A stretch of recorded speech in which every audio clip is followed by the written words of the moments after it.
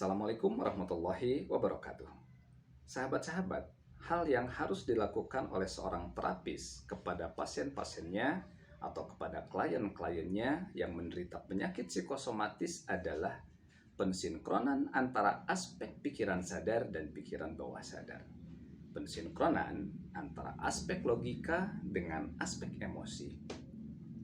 Nah, sahabat-sahabat, salah satu cara agar terjadi percepatan sinkronisasi antara aspek logika dengan aspek emosi, antara aspek pikiran sadar dengan aspek pikiran bawah sadar adalah melalui ilustrasi atau analogi.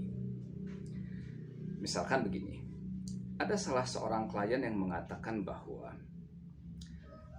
dia akan merasakan dadanya terasa nyeri, terasa sakit seperti terhimpit, terasa sesak, dan kemudian muncul keringat dingin, jantung berdebar bila dia mendapatkan situasi yang tidak sesuai dengan apa yang dia prediksi, tidak sesuai dengan apa yang dia rencanakan sebelumnya. Nah, untuk kasus seperti ini, saya biasanya memberikan suatu ilustrasi atau suatu analogi yang sangat sederhana. Saya katakan kepada pasien tersebut, "Pak, kita ibaratkan begini deh. Bapak akan pergi dari sebuah pulau, sebut saja Pulau A. Pulau ini adanya di sebelah timur. Kemudian Bapak akan pergi ke Pulau B yang berada di sebelah barat. Nah, idealnya Bapak mendapatkan angin dari arah mana?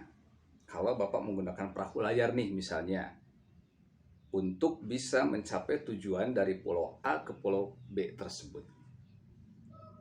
Kemudian Bapak tersebut mengatakan, dari timur Pak. Baik. Idealnya angin itu berhembus dari timur sehingga perahu layar Bapak itu bisa cepat sampai ke Pulau B di sebelah barat. Tetapi kemudian saya bertanya lagi pada Bapak tersebut, apakah kemudian angin selalu bertiup dari sebelah timur, Pak?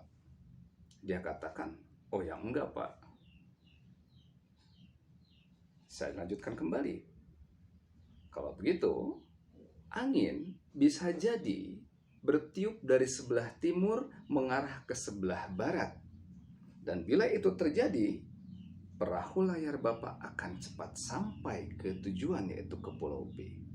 Tetapi permasalahannya adalah angin itu kadang berhembus dari sebelah timur, kadang berhembus dari sebelah utara, kadang berhembus dari sebelah selatan, bahkan angin tersebut kadang berhembus dari arah yang berlawanan, yaitu dari sebelah barat.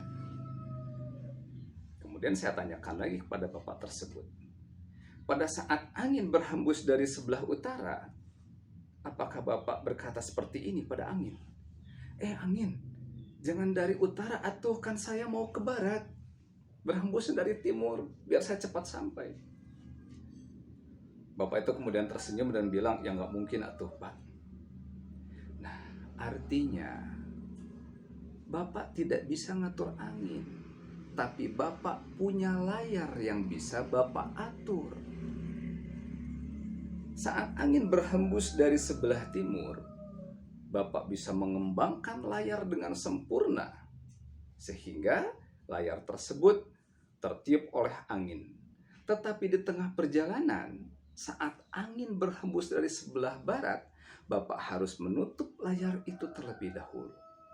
Dan saat angin berhembus dari sebelah utara, Bapak buka layar itu setengahnya dan kemudian arahkan sesuai dengan apa yang ingin dituju oleh Bapak.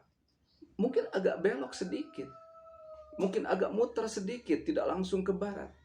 Tetapi yang penting adalah kapal itu, perahu layar yang Bapak kendarai itu tetap bergerak. Nah, dengan ilustrasi yang sederhana seperti itu, sahabat-sahabat, pikiran sadar yang fungsinya adalah menerima informasi, kemudian mengidentifikasi, menganalisis, dan memutuskan itu terpenuhi hak-haknya dalam tanda petik ya. Keinginannya untuk menganalisis dan kemudian juga memutuskan itu terpenuhi.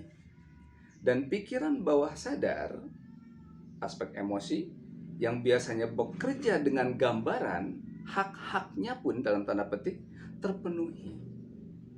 Jadi pikiran sadar ini dia menggunakan sisi logikanya, sisi analisisnya. Sedangkan pikiran bawah sadar kita menggunakan imagery atau gambaran. Nah, dengan ilustrasi seperti tadi, pikiran sadar dan pikiran bawah sadar itu sama-sama terpenuhi keinginannya sehingga kemudian terjadi sinkronisasi antara keduanya. Saat terjadi sinkronisasi seperti itulah, maka seseorang akan bisa memahami suatu keadaan dengan baik. Nah, saat seseorang memahami hal tersebut, terciptalah pola pikir yang baru. Terciptalah mindset yang baru, menggantikan pola pikir yang lama. Baik, sahabat-sahabat, sampai di sini dulu. Nanti kita sambung dengan hal-hal lainnya yang akan kita bahas berkaitan dengan permasalahan penyakit-penyakit psikosomatis. Assalamualaikum warahmatullahi wabarakatuh.